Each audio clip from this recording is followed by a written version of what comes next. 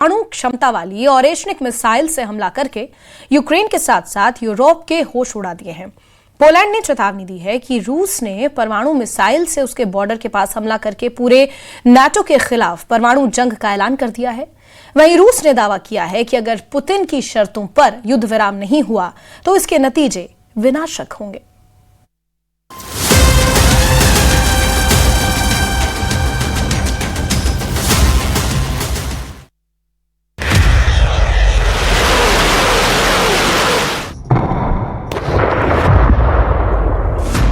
Zelensky के दरवाजे पर परमाणु हमला, रूस की ओरेशनिक का कोहराम।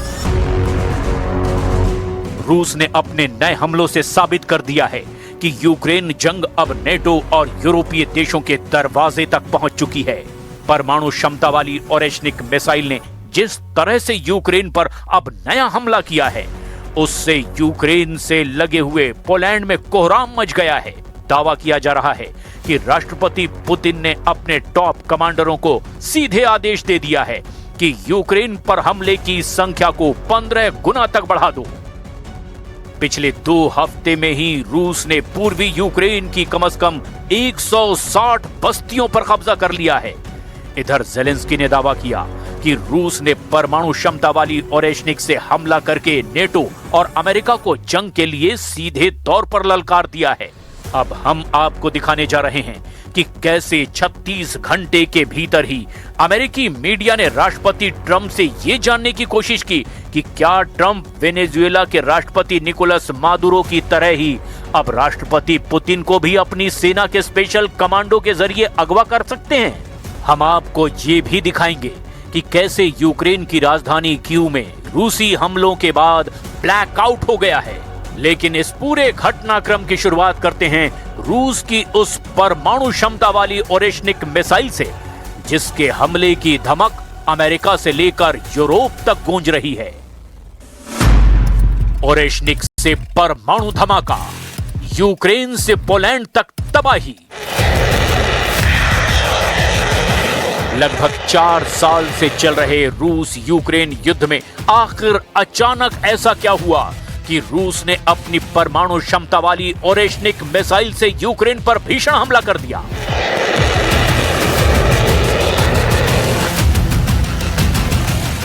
कुछ जानकारों का साफ कहना है कि जिस तरह से उत्तर पश्चिमी क्षेत्र नोगोरोद में स्थित पुतिन का आधिकारिक आवास वाल्दाई रेजिडेंस पर यूक्रेन ने 91 ड्रोन से हमले की कोशिश की थी। ये हमले रूस की तरफ से यूक्रेन को परमाणु जवाब है। दरअसल 28 और 29 दिसंबर 2025 की आधी रात में पुतिन के घर पर यूक्रेनी सेना ने 91 ड्रोन से हमले की नाकाम कोशिश की।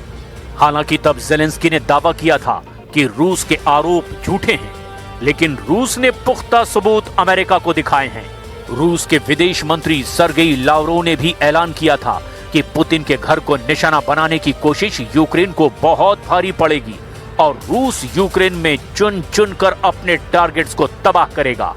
और यही वजह है कि रूस ने जिस तरह से परमाणु क्षमता वाली ओरेशनिक मिसाइल से हमले किए हैं, उसने यूक्रेन से लेकर पोलैंड तक परमाणु तबाही का खौफ पैदा कर दिया है। जरा देखिए रूस ने कब और कहां-कहां हमले किए हैं।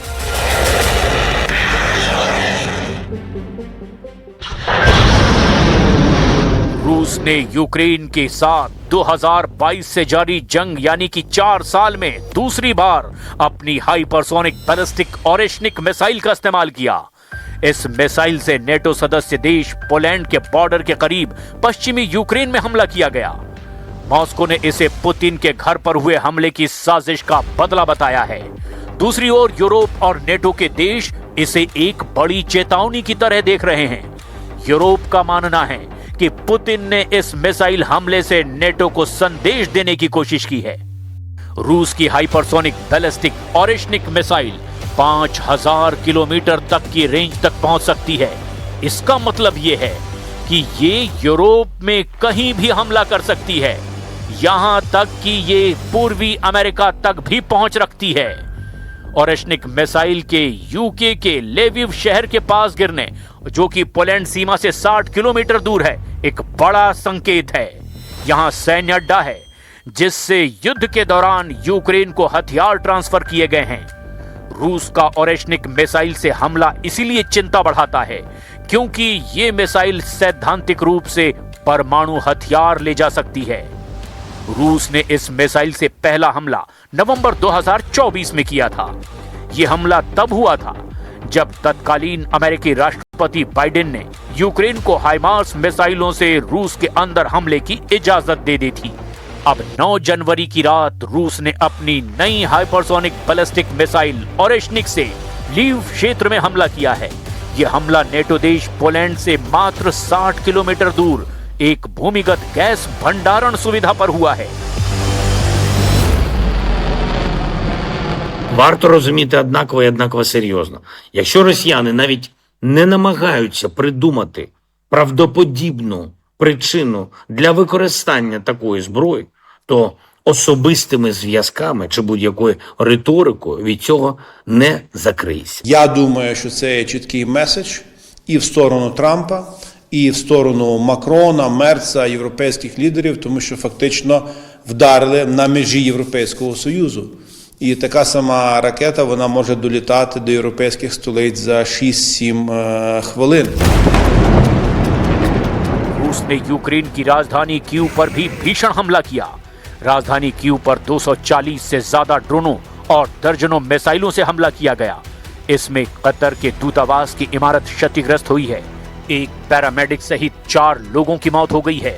कड़ाके की ठंड -16 डिग्री के बीच कीव के करीब 6000 अपार्टमेंट की हीटिंग और बिजली ठप हो गई है। इसके अलावा यूक्रेन के ओडेसा और निप्रो क्षेत्रों के बंदरगाहों और ऊर्जा बुनियादी ढांचों को भी निशाना बनाया गया ताकि यूक्रेन की रसद और बिजली आपूर्ति को पूरी तरह से तोड़ा जा सके। इधर यूरोपियन यूनियन की विदेश नीति प्रमुख काजा कल्लास रूसी हमलों को खतरनाक उकसावा कह रही हैं और यूरोप और अमेरिका के लिए एक सीधी चेतावनी से बताया।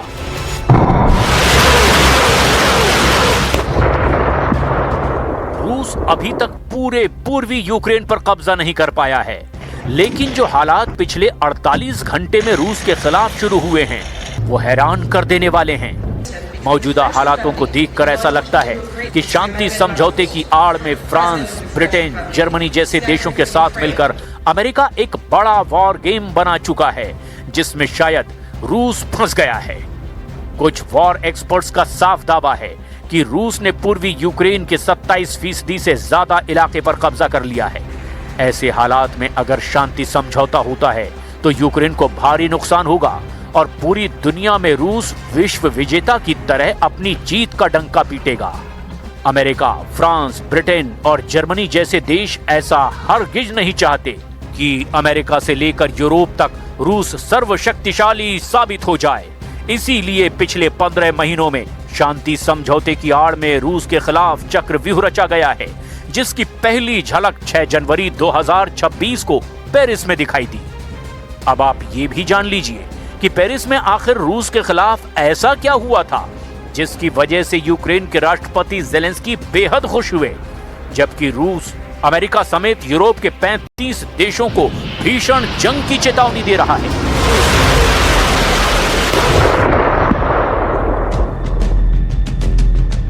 पेरिस में हुई हालिया collision of the willing summit ने यूक्रेन और यूरोपीय देशों के भविष्य की सुरक्षा गारंटी की रूपरेखा तय की गई। करीब 35 देशों ने पेरिस में यूक्रेन की सुरक्षा के लिए बैठक की थी, जिसमें फ्रांस के राष्ट्रपति मैक्रो ने इसे युद्ध विराम की दिशा में एक बहुत ही महत्वपूर्ण कदम बताया था। यूक्रेन के सहयोगियों ने भविष्य में शांति समझौते के बाद यूक्रेन की सुरक्षा के लिए लीगल बाइंडिंग गारंटी देने पर सहमति जताई थी। फ्रांस और ब्रिटेन ने संघर्ष विराम के बाद यूक्रेन की धरती पर अपनी सेना तैनात करने की घोषणा कर दी है। पेरिस में फ्रांस के राष्ट्रपति Emmanuel Macron, British PM Keir Starmer और यूक्रेनी राष्ट्रपति ज़ेलेंस्की के बीच कई महत्वपूर्ण सुरक्षा गारंटी समझौतों पर हस्ताक्षर भी हुए थे, जो रूस के लिए सीधे चुनौती की तरह देखा जा रहा है। ब्रिटेन और फ्रांस यूक्रेन के भीतर सैन्य उपकरण सुरक्षा के लिए मिलिट्री हब बनाने की योजना बना रहा है। बहुउद्देशीय बल यानी मल्टीनेशनल फोर्स सीज फायर होने के बाद यूक्रेन में शांति बनाए रखने के लिए एक यूरोपीय नेतृत्व वाला सैन्य बल तैनात किया जाएगा। ज़ेलेंस्की ने साफ किया कि कोई भी समझौता तब तक नहीं होगा जब तक भविष्य में हमले रोकने की ठोस गारंटी न मिले। उधर अमेरिका के राष्ट्रपति ट्रंप के दूत स्टीव विटकॉफ और जेरेड कुश्नर ने पेरिस मीटिंग में हिस्सा लिया था और सुरक्षा गारंटी को अपना समर्थन दिया था। रूस यूक्रेन जंग के मौजूदा हालात बेहद खराब हो चुके हैं। पेरिस में हुई रूस के खिलाफ मीटिंग को लेकर रूस ने भी अपने इरादों और हमलों से जता दिया है कि जब तक रूस की शर्तों पर युद्ध विराम नहीं होगा तब तक यूक्रेन के साथ किसी भी तरह का युद्ध विराम नहीं होगा। पेरिस समिट को रूस ने सीधे सीधे उकसावे के रूप में देखा है। रूस ने आधिकारिक बयान में कहा कि यूक्रेन की धरती पर किसी भी विदेशी सैनिक की मौजूदगी उसकी सुरक्षा के लिए सीधा खतरा है। रूस इसे कब्जे की तरह देखेगा। रूसी प्रवक्ता दिमित्री पेस्कोव ने भी संकेत दिया कि जब तक ये भड़काऊ समझौते वापस नहीं लिए जाएंगे तब तक शांति वार्ता की मेज पर लौटना मुश्किल है।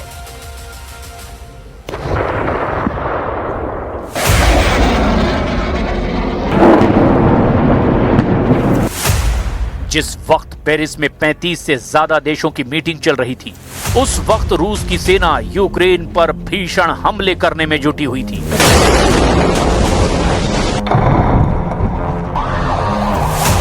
अगर हम पिछले 100 घंटे की ही बात करें तो रूस के हमलों से बुरी तरह से लहूलुहान हो चुका है यूक्रेन। रूस ने डोनबास और सूमी क्षेत्रों में हमले बहुत ज्यादा तेज कर दिए हैं। रूसी ब्लॉगर्स का भी दावा है कि पुतिन किसी भी शांति समझौते से ज्यादा यूक्रेनी क्षेत्र पर नियंत्रण चाहते हैं ताकि वो अपनी शर्तों पर बातचीत कर सकें। जर्मन और यूरोपीय खुफिया एजेंसियों ने रिपोर्ट दी कि रूस यूरोपीय देशों की पेरिस मीटिंग के जवाब में यूरोप के बुनियादी ढांचे पर साइबर हमले और गुप्त ऑपरेशन तेज कर सकता है। दावा तो यहां तक किया गया कि रूस बेलारूस और यूक्रेन की उत्तरी सीमा पर अपनी सैन्य तैनाती बढ़ा सकता है ताकि पश्चिमी देशों पर दबाव बनाया जा सके। कड़ाके की इस ठंड को देखते हुए रूस यूक्रेन के बचे हुए पावर ग्रिड्स को भी पूरी तरह से ध्वस्त करने की कोशिश कर सकता है ताकि पेरिस समझौते के प्रभाव को कम किया जा सके।